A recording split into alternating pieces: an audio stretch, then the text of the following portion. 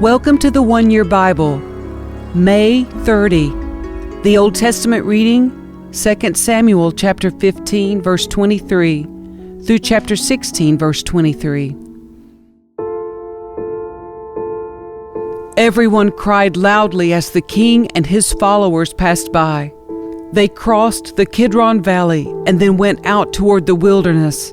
Zadok and all the Levites also came along, carrying the Ark of the Covenant of God. They set down the Ark of God, and Abiathar offered sacrifices until everyone had passed out of the city. Then the king instructed Zadok to take the Ark of God back into the city. "If the Lord sees fit," David said, "he will bring me back to see the Ark and the tabernacle again. But if he is through with me, then let him do what seems best to him." The king also told Zadok the priest, "Look, here is my plan. You and Abiathar should return quietly to the city with your son Ahimaaz and Abiathar's son Jonathan. I will stop at the shallows of the Jordan River and wait there for a report from you." So Zadok and Abiathar took the Ark of God back to the city and stayed there. David walked up the road to the Mount of Olives, weeping as he went. His head was covered and his feet were bare as a sign of mourning. And the people who were with him covered their heads and wept as they climbed the hill. When someone told David that his advisor Ahithophel was now backing Absalom, David prayed, "O Lord, let Ahithophel give Absalom foolish advice." When David reached the summit of the Mount of Olives, where people worshipped God, Hushai the Archite was waiting there for him. Hushai had torn his clothing and put dirt on his head as a sign of mourning. But David told him, "If you go with me, you will only be a burden. Return to Jerusalem and tell Absalom, 'I will now be your advisor, O king, just as I was your father's advisor in the past.' Then you can frustrate and counter Ahithophel's advice. Zadok and Abiathar the priest will be there. Tell them about the plans being made in the king's palace, and they will send their sons Ahimaaz and Jonathan to tell me what's going on." So David's friend Hushai returned to Jerusalem, getting there just as Absalom arrived. When David had gone a little beyond the summit of the Mount of Olives, Ziba, the servant of Mephibosheth, was waiting there for him. He had 2 donkeys loaded with 200 loaves of bread, 100 clusters of raisins, 100 bunches of summer fruit, and a wineskin full of wine. "What are these for?" the king asked Ziba. Ziba replied, "The donkeys are for the king's people to ride on, and the bread and summer fruit are for the young men to eat. The wine is for those who become exhausted in the wilderness." "And where is Mephibosheth, Saul's grandson?" the king asked him. "He stayed in Jerusalem," Ziba replied. "He said, 'Today I will get back the kingdom of my grandfather Saul.'" "In that case," the king told Ziba, "I give you everything Mephibosheth owns." "I bow before you," Ziba replied.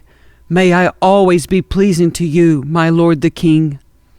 As King David came to Bahurim, a man came out of the village cursing them. It was Shimei, son of Gera, from the same clan as Saul's family. He threw stones at the king and the king's officers and all the mighty warriors who surrounded him. "Get out of here, you murderer, you scoundrel!" he shouted at David. "The Lord is paying you back for all the bloodshed in Saul's clan. You stole his throne, and now the Lord has given it to your son Absalom. At last you will taste some of your own medicine, for you are a murderer. Why should this dead dog curse my lord the king?" Abishai, son of Zeruiah, demanded. "Let me go over and cut off his head." "No," the king said. "Who asked your opinion, you sons of Zeruiah? If the Lord has told him to curse me, who are you to stop him?" Then David said to Abishai and to all his servants, "My own son is trying to kill me. Doesn't this relative of Saul have even more reason to do so? Leave him alone and let him curse, for the Lord has told him to do it. And perhaps the Lord will see that I am being wronged and will bless me because of these curses today." So David and his men continued down the road, and Shimei kept pace with them on a nearby hillside, cursing and throwing stones and dirt at David. The king and all who were with him grew weary along the way, so they rested when they reached the Jordan River. Meanwhile, Absalom and all the army of Israel arrived at Jerusalem, accompanied by Ahithophel. When David's friend, Hushai the Archite, arrived, he went immediately to see Absalom. "Long live the king!" he exclaimed. "Long live the king!" "Is this the way you treat your friend David?" Absalom asked him. "Why aren't you with him?" "I'm here because I belong to the man who is chosen by the Lord and by all the men of Israel," Hushai replied. "And anyway, why shouldn't I serve you? Just as I was your father's advisor, now I will be your advisor."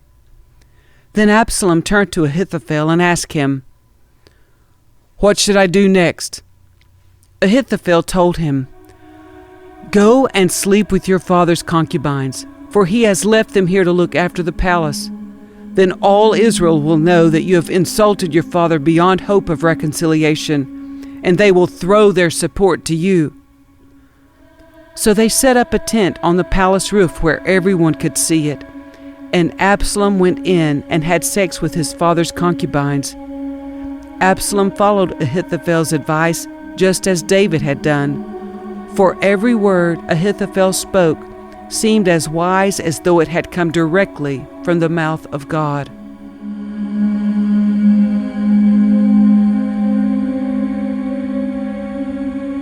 The New Testament reading, John chapter 18, verse 25 through chapter 19, verse 22. Meanwhile, as Simon Peter was standing by the fire, warming himself, they asked him again, "You're not one of his disciples, are you?" He denied it, saying, "No, I am not."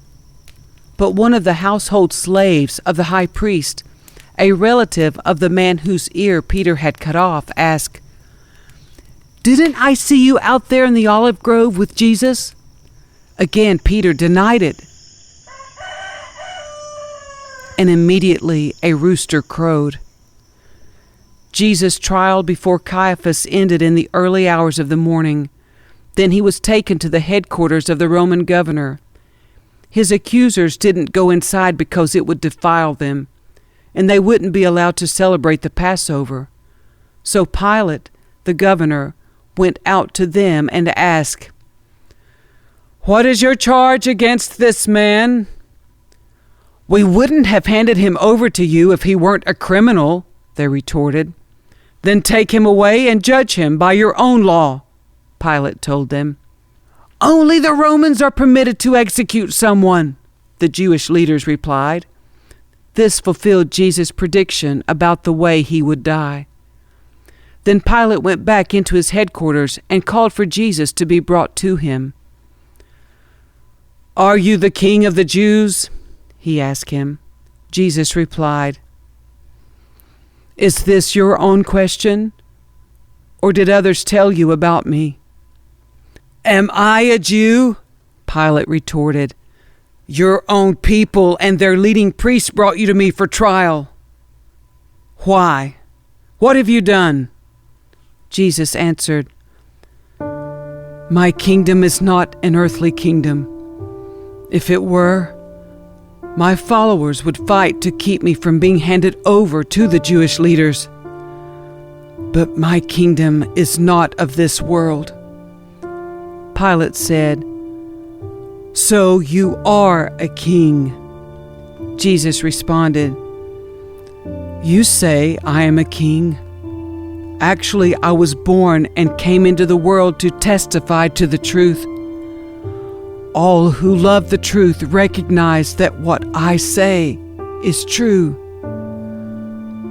"What is truth?" Pilate asked.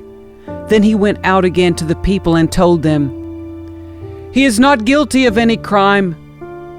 But you have a custom of asking me to release one prisoner each year at Passover.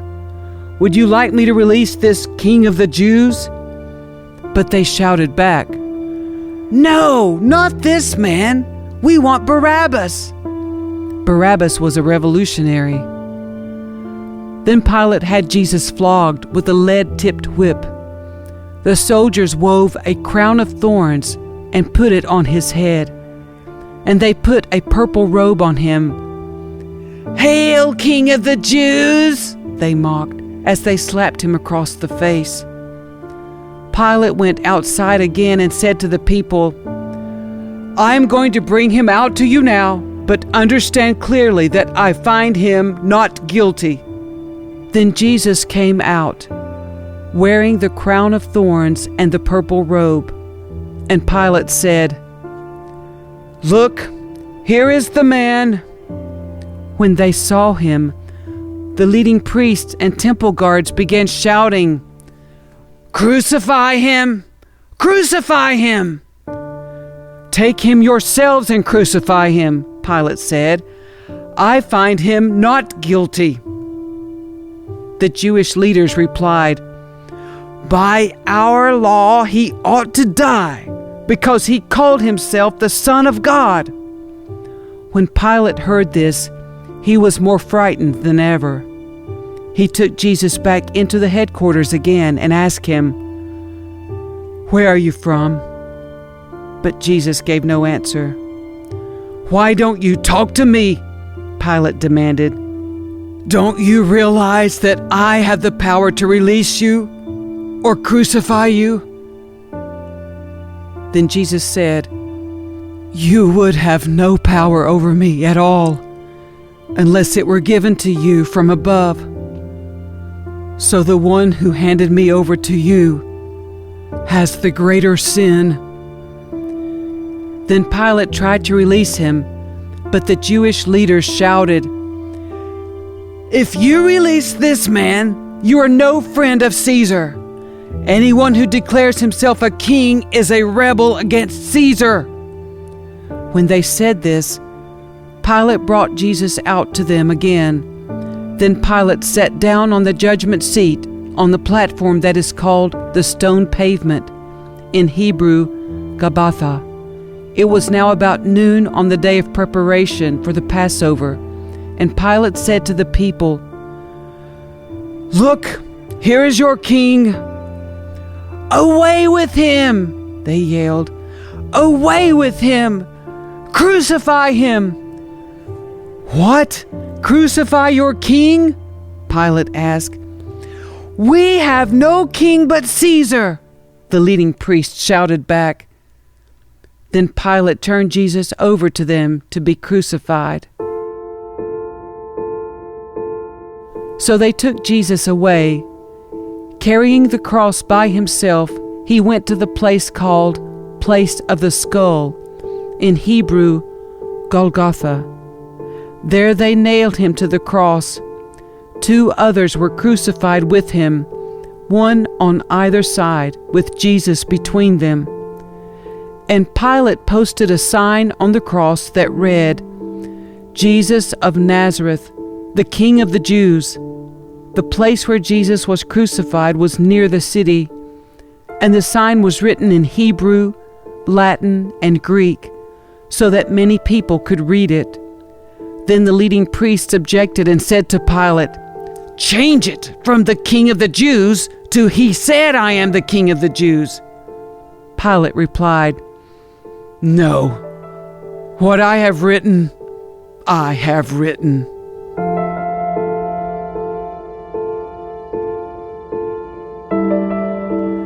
Psalm 119, verses 113 through 128.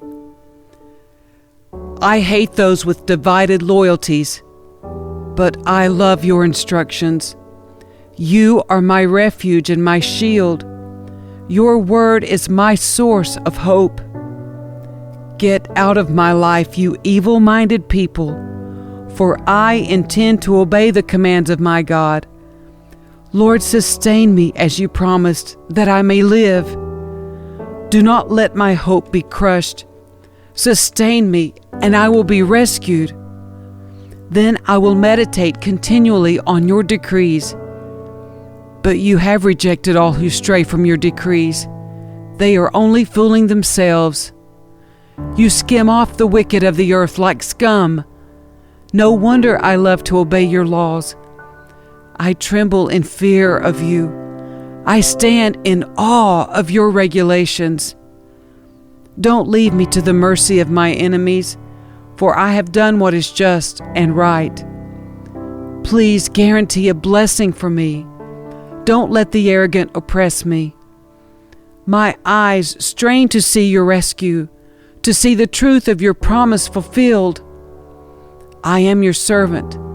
Deal with me in unfailing love and teach me your decrees. Give discernment to me, your servant. Then I will understand your laws. Lord, it is time for you to act, for these evil people have violated your instructions. Truly, I love your commands more than gold, even the finest gold.